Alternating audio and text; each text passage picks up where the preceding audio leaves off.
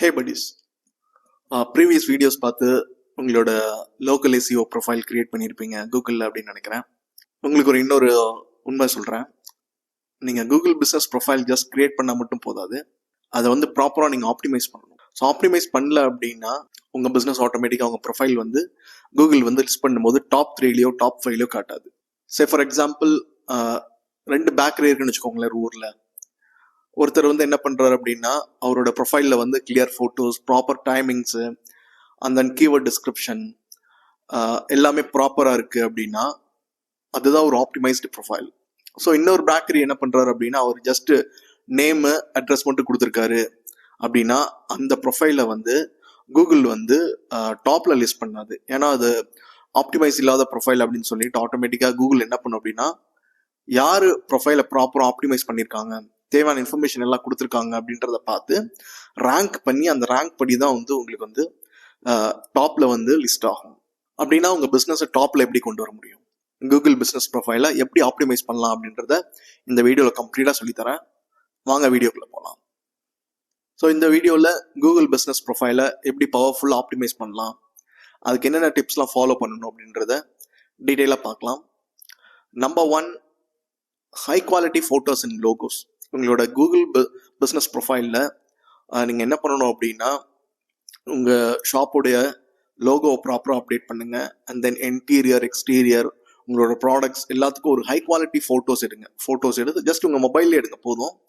அதை ப்ராப்பராக வந்து உங்களோட ப்ரொஃபைல் அப்லோட் பண்ணுங்கள். ஸோ இந்த மாதிரி ஃபோட்டோஸ் அப்டேட் பண்ணுறதுனால என்ன நமக்கு பெனிஃபிட் அப்படின்னு பார்த்தீங்கன்னா, ஆப்டிமைசேஷன் டெக்னிக்கில் ஃபர்ஸ்ட் வந்து இந்த ஃபோட்டோஸ் வந்து என்ன ஆகும்னு கேட்டிங்கன்னா நிறைய கஸ்டமர்ஸ் வந்து ஃபோட்டோஸ் பார்ப்பாங்க. இதனால கால்ஸ் வந்து 40% வந்து நார்மலாக வர்றது அதிகமாக வருது. ஸோ உங்களுக்கான கால்ஸ் வர்றது, லீட் வர்றதுன்றது ரொம்ப ஹை ஆகும் நீங்கள் ப்ராப்பராக ஃபோட்டோஸ் அப்டேட் பண்ணீங்க அப்படின்னா. செகண்ட் திங் வந்து உங்களோட பிஸ்னஸ் ப்ரொஃபைலில் அக்யூரேட் பிஸ்னஸ் ஹவர்ஸ் டைமிங்கை வந்து ப்ராப்பராக அப்டேட் பண்ணுங்கள். ஸோ நீங்கள் ஓப்பனிங் டைம் என்ன, க்ளோசிங் டைம் என்ன, ஸ்பெஷல் டேஸ், ஃபெஸ்டிவல்ஸ், ஹாலிடேஸு, இந்த மாதிரி டைமில் வந்து என்ன டேட், என்ன டைமிங் வந்து சேஞ்ச் பண்ணுவீங்க, என்னென்ன டைமிங்கில் அவைலபிளாக இருப்பீங்க அப்படின்றத ப்ராப்பராக நீங்கள் அப்டேட் பண்ணீங்க அப்படின்னா இது வந்து பார்க்குற உங்களோட பிஸ்னஸ் ப்ரொஃபைலை பார்க்குற கஸ்டமர்ஸ்க்கு ஒரு ட்ரஸ்ட் ஒன்று கிரியேட் பண்ணும். ஓகே, இவங்க ப்ராப்பராக வந்து டைமிங்கில் அப்டேட் பண்ணியிருக்காங்க. ஸோ தேர்ட் வந்து பிஸ்னஸ் டிஸ்கிரிப்ஷன் வித் கீவேர்ட்ஸ். ப்ரொஃபைலில் வந்து உங்களோட பிஸ்னஸை பற்றி நீங்கள் டிஸ்கிரிப்ஷன் எழுதுறீங்க அப்படின்னா ஜஸ்ட் நார்மலாக வந்து நீங்கள் வந்து எழுதக்கூடாது, கீவேர்ட்ஸ் யூஸ் பண்ணி எழுதணும். நீங்கள் ஜஸ்ட் கூகுள் போயிட்டு பெஸ்ட் கேக் ஷாப் அப்படின்னு கொடுத்தீங்கன்னாவே அதுக்கு கீழே நமக்கு நிறைய லிஸ்ட் வரும். ஸோ அது எல்லாமே கீவேர்ட்ஸ் தான். அந்த மாதிரி கீவேர்ட்ஸ் யூஸ் பண்ணி உங்களோட பிஸ்னஸ் ப்ரொஃபைலுக்கு ஒரு டிஸ்கிரிப்ஷன் எழுதணும். எக்ஸாம்பிள் பார்க்கலாம் அப்படின்னா we are a cake shop அப்படின்னு போடக்கூடாது.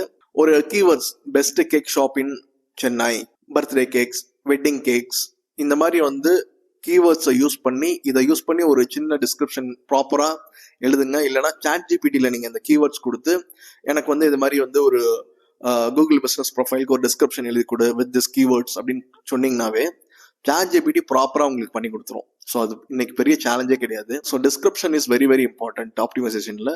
ஸோ ஃபோர்த் வந்து பார்த்தீங்கன்னா சர்வீசஸ் அண்ட் ப்ராடக்ட்ஸ். பிஸ்னஸ் ப்ரொஃபைலில் வந்து சர்வீசஸ், மெனு, ப்ராடக்ட்ஸ், ஆப்ஷன்ஸ் இந்த மாதிரிலாம் இருக்குது. எக்ஸாம்பிளுக்கு நம்ம ஒரு ரெஸ்டாரண்ட்டை வந்து நம்ம லிஸ்ட் பண்ணுறோம். ரெஸ்டாரண்ட்ஸில் என்னெல்லாம் இருக்கும் மெனூஸு, ஸோ அந்த மெனூஸ் எல்லாமே வந்து நம்ம ஆட் பண்ணிக்கலாம். ஒரு சலூன் இருக்குன்னு வச்சுக்கலாம். சலூனில் வந்து என்னெல்லாம் வந்து சர்வீசஸ் ப்ரொவைட் பண்ணுவாங்க. ஸோ ஹேர் கட் இருக்கும், ஃபேஷியல் இருக்கும், ஸ்பா சர்வீசஸ், இந்த மாதிரி வந்து நம்ம என்ன சர்வீசஸ்லாம் ப்ரொவைட் பண்ணுறோம், நம்ம என்ன ப்ராடக்ட்ஸ்லாம் செல் பண்ணுறோம் அப்படிங்கிறத நம்ம டீட்டெயிலாக கொடுக்கணும். அந்த மாதிரி கொடுக்கும்போது ஆப்டிமைசேஷன் ஈஸியாக இருக்கும். இன்னொரு எக்ஸாம்பிள் என்ன சொல்லலாம்னா பேக்கரி. ஸோ பேக்கரியில் வந்து என்னெல்லாம் செல் பண்ணுவோம் நம்ம, puffs, pastries, cup cakes, custom cakes, so birthday cakes, இந்த மாதிரி வந்து நம்ம கிட்ட இருக்க ப்ராடக்ட்ஸை, நம்ம கொடுக்குற சர்வீஸை ப்ராப்பராக நம்ம மெனு, சர்வீசஸ் அந்த ஏரியாவில் ப்ராப்பராக மென்ஷன் பண்ணணும். அப்படி நம்ம மென்ஷன் பண்ணும்போது ஸோ இந்த சர்வீசஸ் அண்ட் ப்ராடக்ட்ஸை கண்டிப்பாக ஆட் பண்ணுங்கள். ஃபிஃப்த் வந்து Q&A செக்ஷன், அதை யூஸ் பண்ணுங்க கண்டிப்பாக. சே ஃபார் எக்ஸாம்பிள் ஒருத்தவங்க வந்து சர்ச் பண்ணுறாங்க, அவங்க ப்ரொஃபைல் பார்க்குறாங்க, அவங்க ஏதாவது கொஷின்ஸ் உங்ககிட்ட கேட்கலாம்.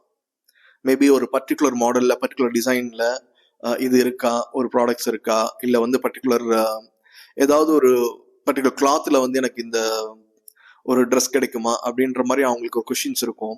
அந்த மாதிரி கொஷின்ஸ்லாம் அவங்க வந்து கேட்பாங்க.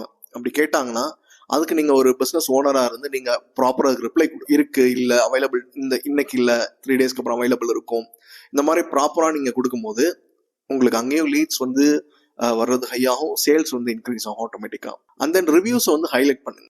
அது very very important, very very powerful medium வந்து ரிவ்யூஸ் தான். இன்னைக்கு நம்ம பிஸ்னஸ்க்கு ஒரு பாசிட்டிவ் ரிவ்யூஸ் இருந்தது அப்படின்னா அதை வந்து ஹைலைட் பண்ணுங்க. செகண்ட் திங் வந்து கூகுள் ரேங்கிங்கே வந்து இந்த பாசிட்டிவ் ரிவ்யூஸ் வச்சு தான் ரேங்க் பண்றோம். ஸோ அது அதிகமாக இருக்கும்போது உங்களுக்கு ரேங்கிங் வந்து ஹையாகும் ஆட்டோமேட்டிக்காக. நான் சொன்ன இந்த 6 ஸ்டெப்ஸை ஃபாலோ பண்ணுங்க. உங்க ப்ரொஃபைல் ஆப்டிமைஸ் பண்ணுங்க. ஆப்டிமைஸ் பண்ணாமல் உங்களுக்கு ரேங்கிங் வராது. ஸோ ரேங்கிங் இல்லை அப்படின்னா உங்கள் ப்ரொஃபைல் வந்து கூகுளோட சர்ச்சில் டாப் 3ல வந்து லிஸ்ட் ஆகாது.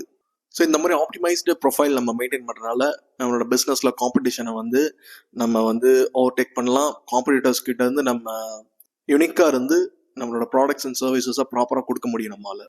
ஓகே buddies, இந்த வீடியோவில் கூகுள் பிஸ்னஸ் ப்ரொஃபைல் ஆப்டிமைஸ் எப்படி பண்ணுறதுன்னு பார்த்தோம். ஸோ நெக்ஸ்ட் வீடியோவில் ஒரு வெரி வெரி இம்பார்ட்டன்ட் திங்ஸ் வந்து டிஸ்கஸ் பண்ண போகிறேன். ஒரு கூகுள் பிஸ்னஸ் ப்ரொஃபைல் எப்படி ஹேண்டில் பண்ணுறது, கஸ்டமர் ரிவ்யூஸ் எப்படி வாங்குறது அப்படின்றத பற்றி உங்களுக்கு கம்ப்ளீட்டாக சொல்லித்தர போகிறேன். So will see you on next video. இந்த வீடியோ உங்களுக்கு பிடிச்சிருக்குன்னு நினைக்கிறேன். லைக் பண்ணுங்கள், ஷேர் பண்ணுங்கள், சப்ஸ்கிரைப் பண்ணுங்கள். உங்களுக்கு ஏதாவது டவுட்ஸ் இருந்ததுன்னா கமெண்ட் பண்ணுங்கள். Thank you and have a nice day.